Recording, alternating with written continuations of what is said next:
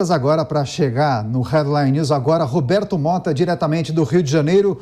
Mota, seja muito bem-vindo. De tempos em tempos, as discussões em torno da ditadura militar voltam à tona.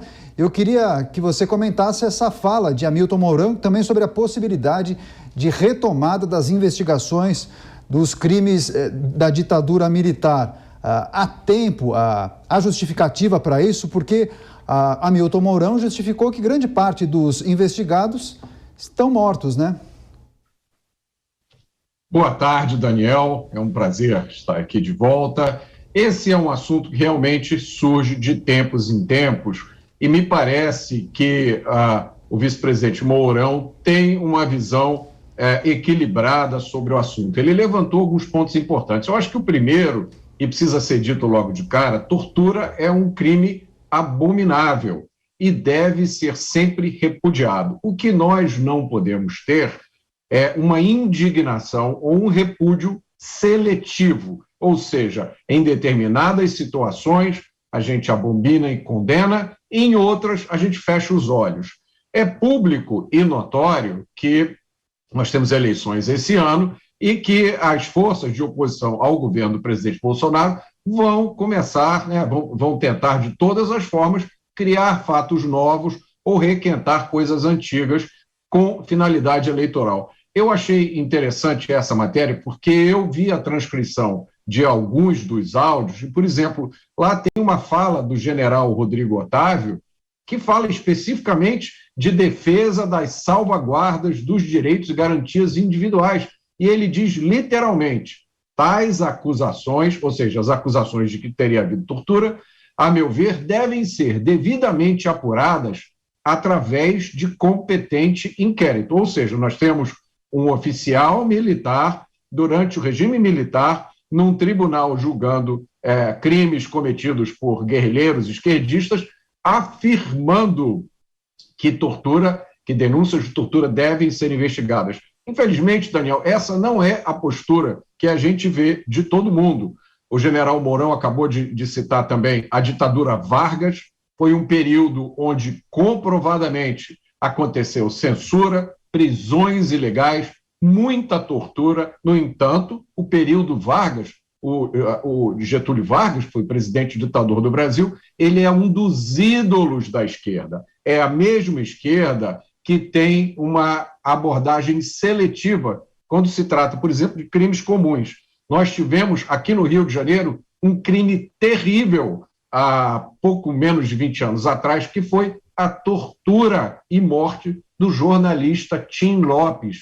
Os responsáveis por esse crime saíram da prisão uns 5 anos depois de condenados para progressão de regime, para o regime semiaberto. Fugiram, os dois principais fugiram, um com 5 anos de prisão, outro com 7. A gente tem declarações, por exemplo, do senhor Mauro Iazzi, do Partido Comunista Brasileiro, e aqui eu vou reproduzir literalmente, né? Para a direita e para o conservadorismo, um bom paredão.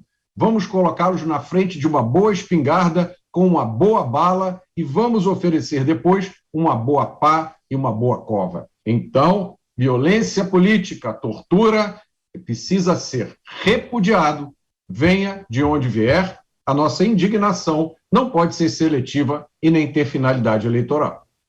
Vamos saber agora do Diogo Schelp. Diogo, gostaria de saber como você vê essa declaração do vice-presidente. Ele falou que a história sempre tem dois lados que são contados, né? A reabertura desses casos para serem novamente analisados e julgados é uma possibilidade. Quando se diz que não houve tortura, é uma tentativa talvez de reescrever a história? Certamente, Cláudia.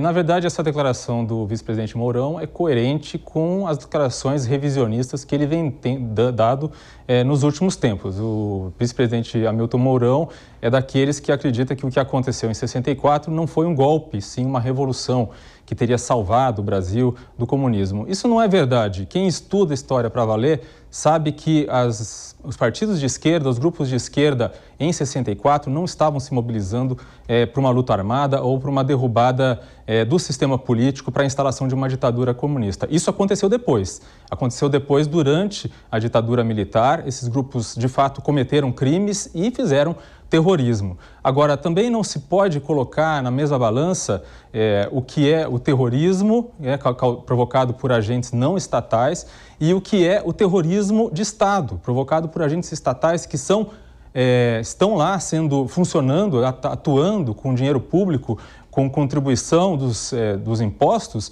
para defender os cidadãos, não para torturá-los, quando esses cidadãos estão sob a custódia do Estado. Então, são duas questões importantes. A outra é contextualizar essas informações aí desses áudios da Justiça Militar.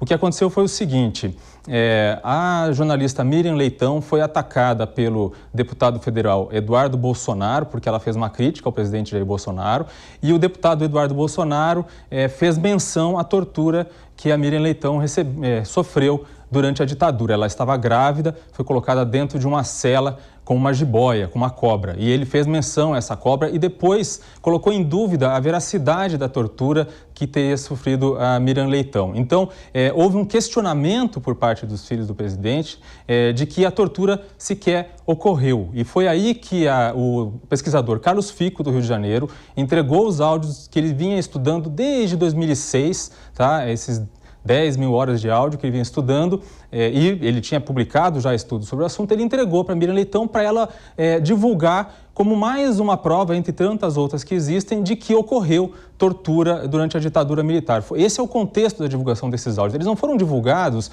para se fazer um revanchismo ou para se investigar os responsáveis por essas torturas. Não, foi mais uma prova apresentada aí dentro desse debate que foi introduzido e começado pelo deputado federal Eduardo Bolsonaro. Então, o problema é que existe de fato um revisionismo. O Hamilton Mourão está certo, esses fatos estão na história, pertencem à história e foram amplamente debatidos. No entanto, o que ele e outras pessoas ligadas a ele e ao presidente Jair Bolsonaro fazem é fazer um revisionismo histórico. Eles tentam vender a ideia de que a ditadura militar foi maravilhosa, que na verdade não foi uma ditadura, que na verdade o que ocorreu foi uma revolução e que evitou outra ditadura. Então, esse sim é um revisionismo histórico. Quem está levantando essa lebre são eles.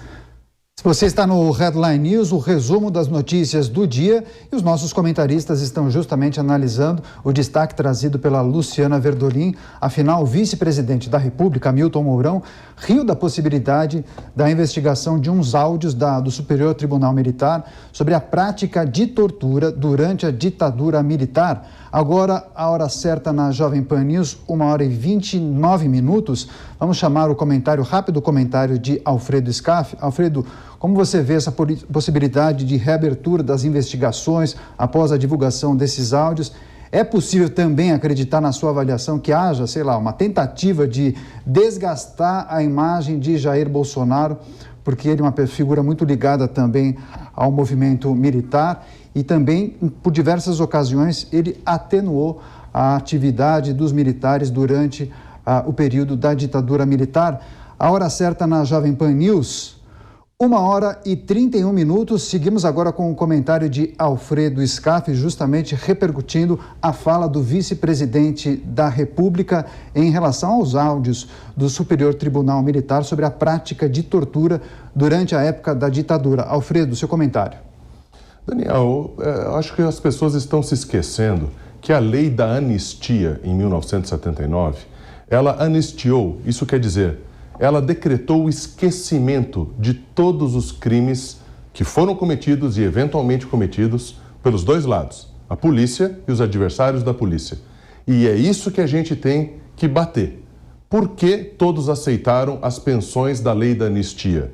Porque anistiados foram. Então, todos os políticos que retornaram ao Brasil, que foram prefeitos, governadores, presidente da República, deputados, parlamentares, foram anistiados. Então, não há nenhuma possibilidade de se retomar a investigação sob a lei da anistia, porque ela decretou o esquecimento dos fatos e dos crimes. E isso está em vigor e não pode ser revogado. Agora, eu pergunto, será que isso é prioridade para o país? Será que quem está passando fome quer uma notícia dessa? Está preocupado com isso? Será que quem não tem emprego está preocupado com isso? Obviamente que isso é requentado, Daniel. Isso aí é para desgastar politicamente alguém.